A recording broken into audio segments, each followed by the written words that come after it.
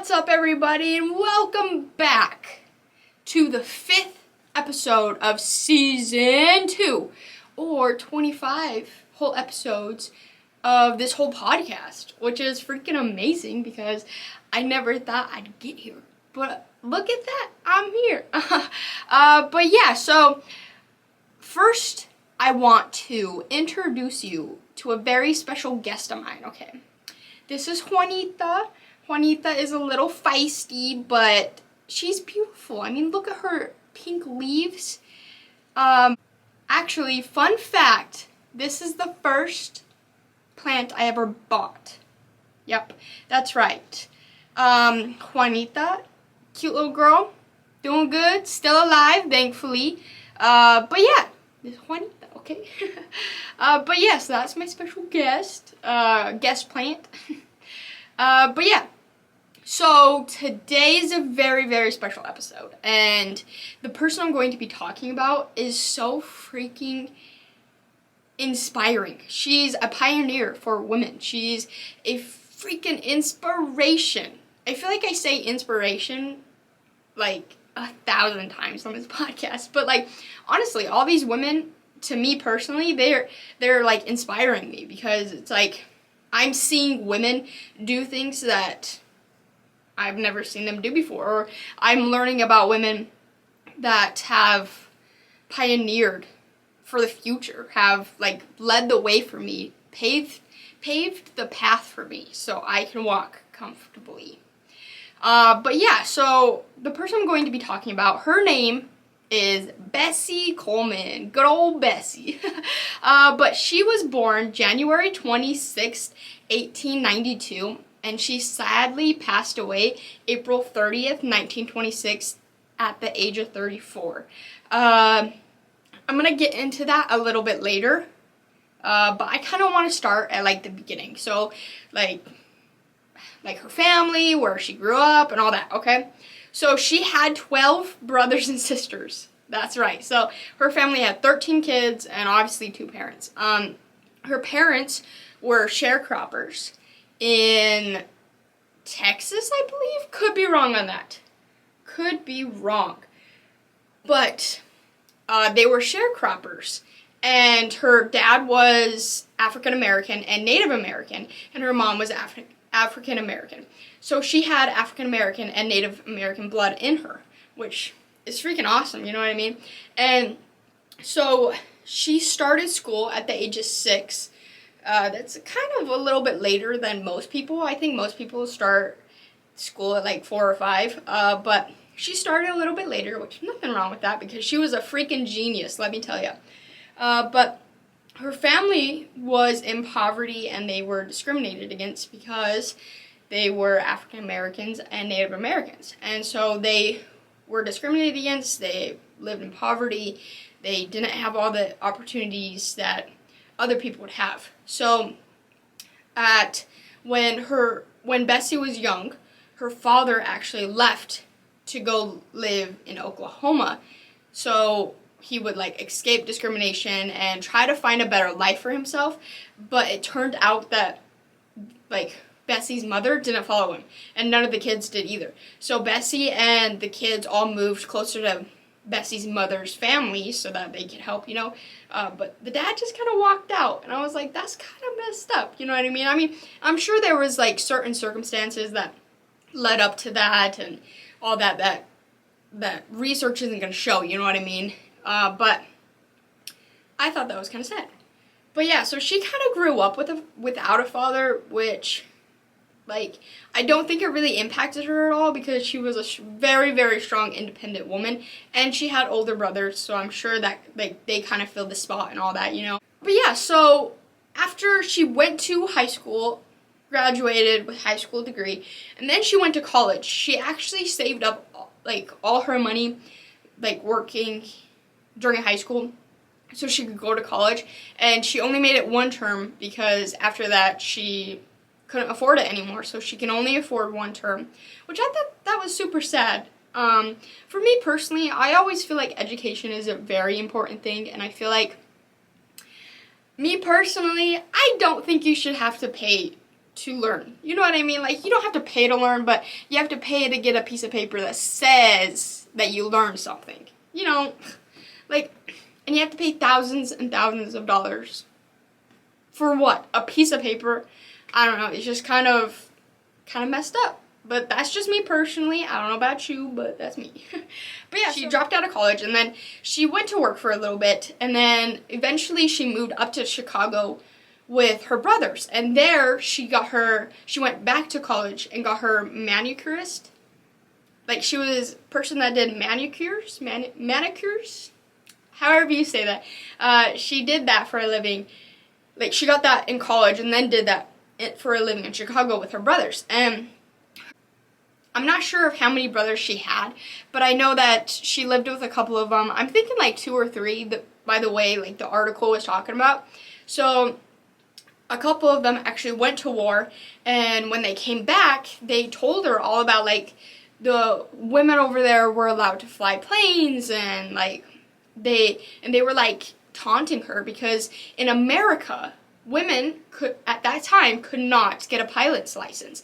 And especially because Bessie was a Native American and an African American, she was especially limited for the options that were open to her. So she really, like, everybody in America denied her to get a pilot's license, which is kind of sad, you know what I mean? But if you haven't figured out by now, by the story, because I haven't told you what Bessie is known for, okay? But I'm going to tell you right now.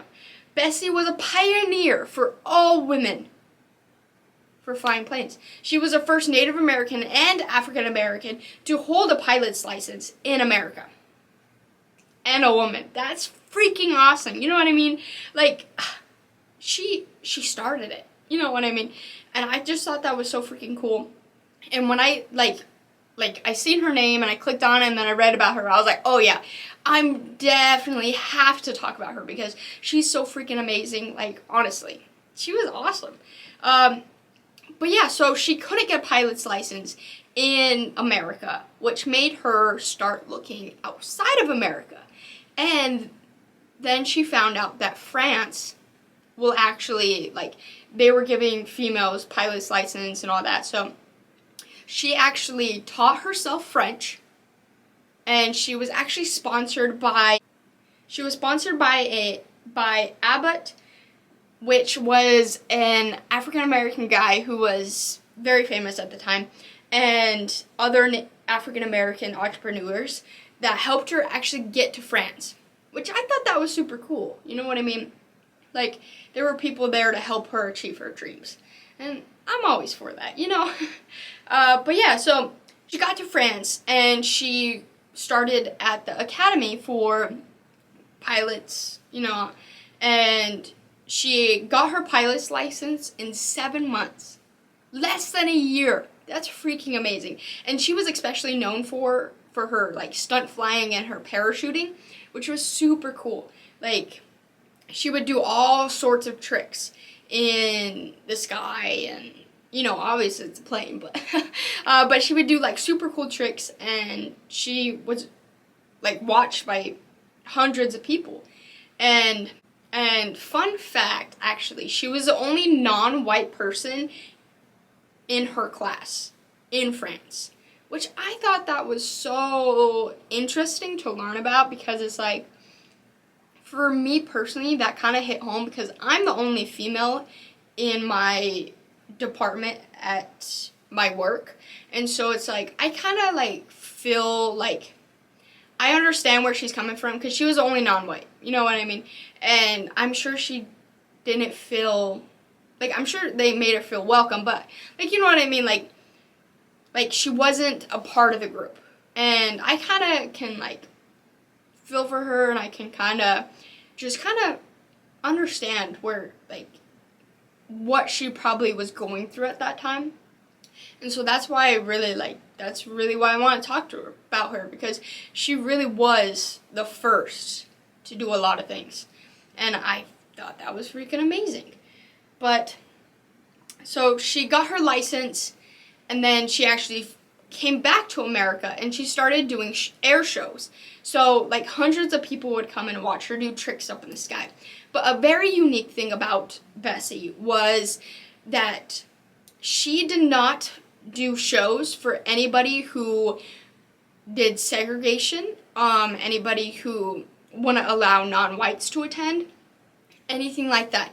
So, and I thought that was so awesome. Like, she stood up for herself and she stood up for others, and she was like, if you're gonna do that, I'm not doing this, you know. And actually, a very big air show that she did, they were gonna like make it like, oh, you can't, non-whites can't attend. That's what they said.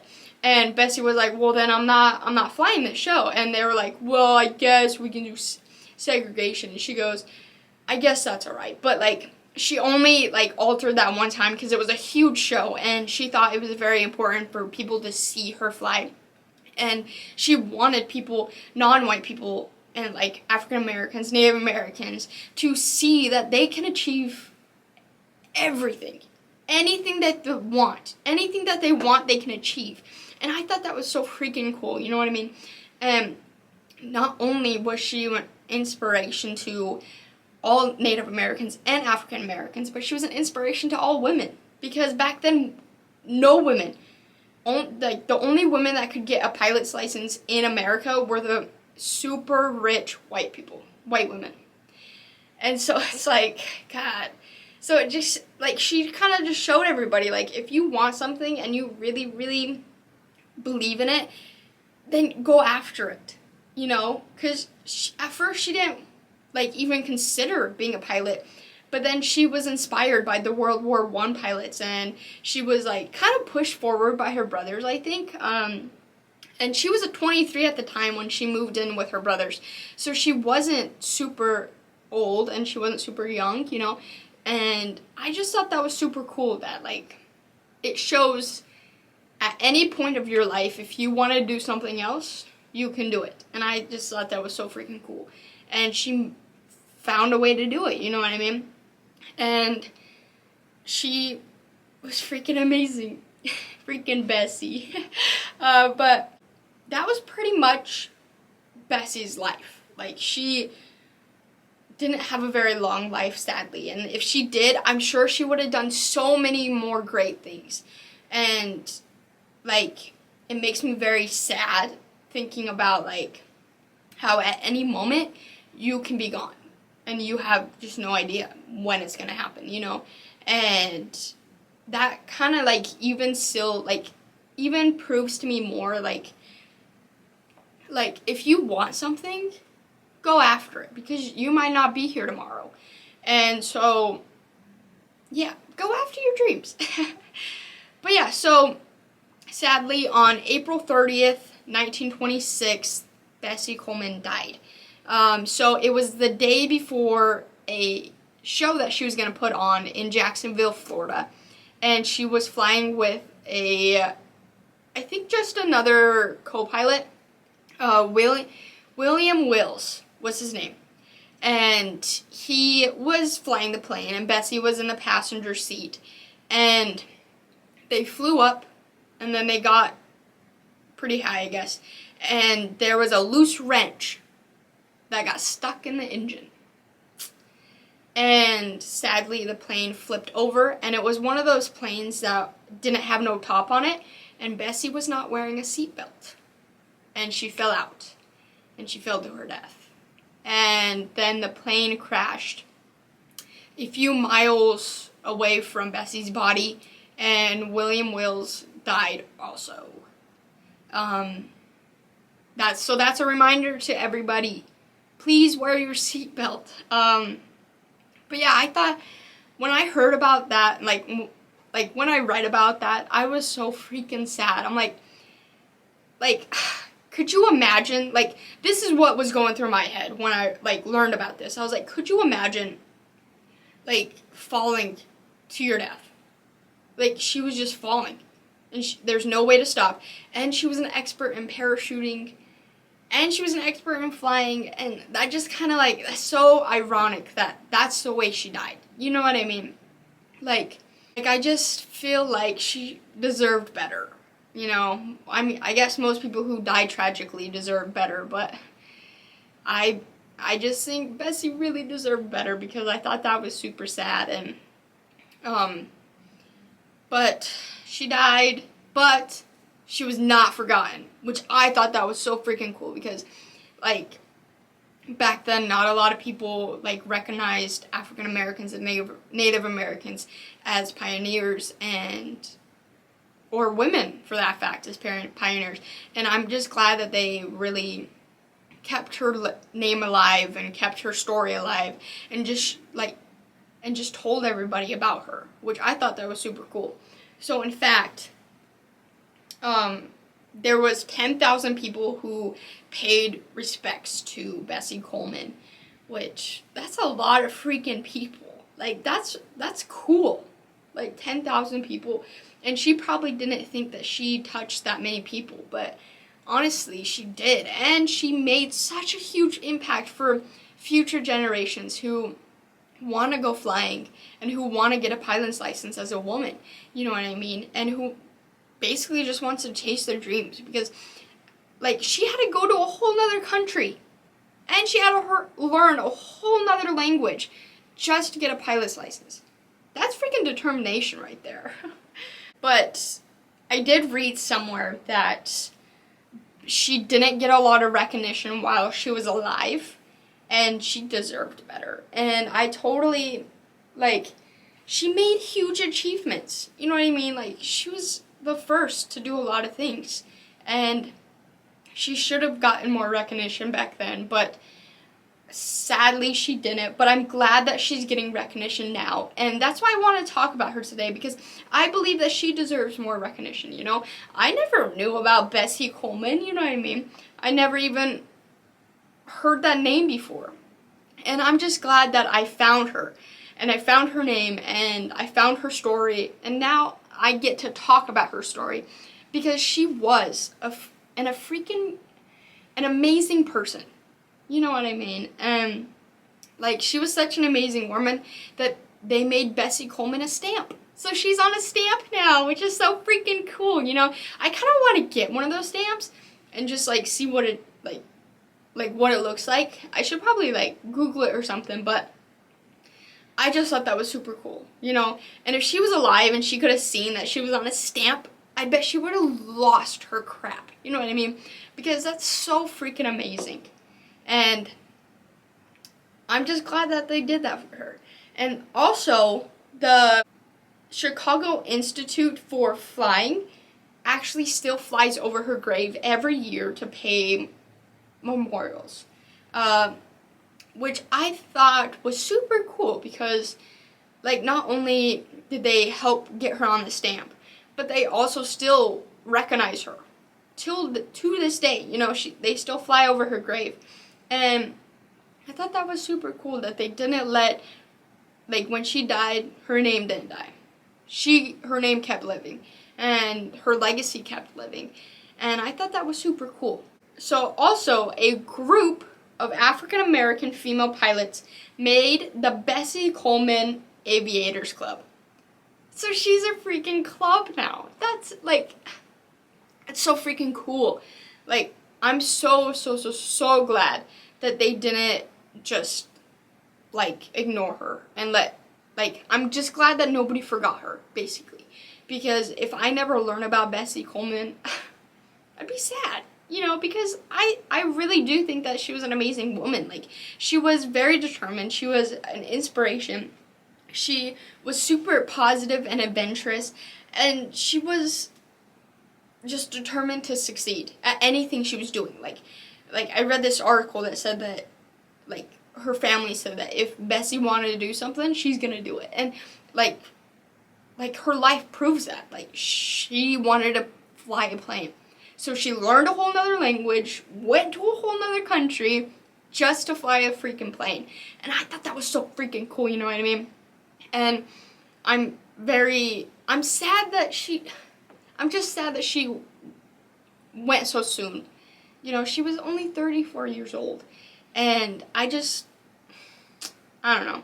I feel like she would have done so much more things in her life. Like, she would have made more strides towards everything, you know what I mean? Like, she would have done anything she wanted because she was that determined. And that kind of makes me very inspired and motivated to go after what I want, because, like, fortunately for me, if I want to fly a plane, I don't have to learn a whole nother language and go to a whole nother country to get a pilot's license. I can just go down to the courthouse, do all that. But that just shows me, like, if I really want something, I can do it, because Bessie did it. And I just thought that was super cool. And I hope you guys enjoyed, and I hope you guys are also inspired and motivated by Bessie, because she is an inspiration, because she's a freaking amazing woman, you know what I mean? And I hope you guys enjoyed Bessie. Rest in peace, Bessie. But yeah, so that was Bessie Coleman. Hope you enjoyed. I hope you learned a lot. And also, I hope you learn to always wear your seatbelt, please, and thank you. But yeah, so that was Bessie. I guess it's time to get into the positive segment time. Woo woo. So, I have a pre-read one. Just gonna read it, okay? World hunger hit a 25-year low. Hell yeah. Hell yeah. Where once there were 821 million malnourished people in the world in 2010, there are now 795 million. That number is still too high, but think about the difference. 26 million people are no longer starving. That's the population of a modest country being fed regularly in just 6 years. That's so freaking awesome. You know what I mean? Like, I get so sad thinking about, like, world hunger and all that things, like, because there's actually, fun fact for everybody, if everybody stopped eating animals, okay, and we stopped, like, mass producing all the animals on this planet, and, like, all the food that we grow, like 80% of it goes to those animals. So if we stopped mass producing animals and we had a smaller number of animals, we can give all those crops to humans. It could probably feed the world, like, I think it was like 3 times over. Like, why aren't we doing this?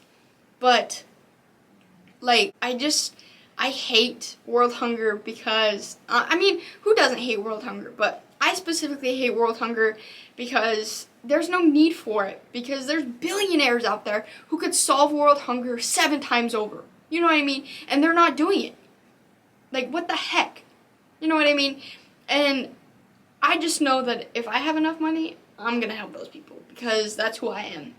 And I know that me personally, I feel super guilty about, like, wasting food and anything like that. Because it's like, God, there's starving people out there. And I'm fortunate enough to live in a country that I have easy access to food whenever I want. And so, like, I try really, really hard not to waste any food. I try really, really hard not to let any food go bad and, like, get moldy or anything like that, because I feel really bad, I have a really guilty conscience about that, and, like, it's not a bad thing. I don't think it's a bad thing, but, like, I just feel like a lot more people should follow along my footsteps, just because we could solve world hunger. You know what I mean? And you never know when you might be hungry and you don't have any food. You don't know. So, like, by helping others, you would probably be helping yourself too. Which like, why not? You're helping yourself, But yeah, so that's so freaking awesome that world hunger is going down. 25 whole years it's been going down. That's so freaking awesome and amazing, and I'm so glad that that's happening. And I'm going to see if I can try to find some, like, organizations that help with world hunger, and try to see if, like, what I can do to help solve this problem. And if I do find a solution, I will definitely share it. And so yeah, that was a positive segment time. That was a super positive segment, and I just want to talk about it.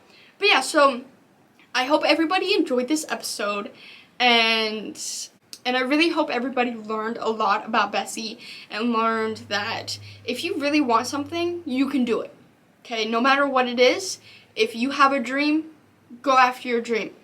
Okay, no matter what age, no matter if it's in another country, no matter if you have to freaking go to outer space to do it.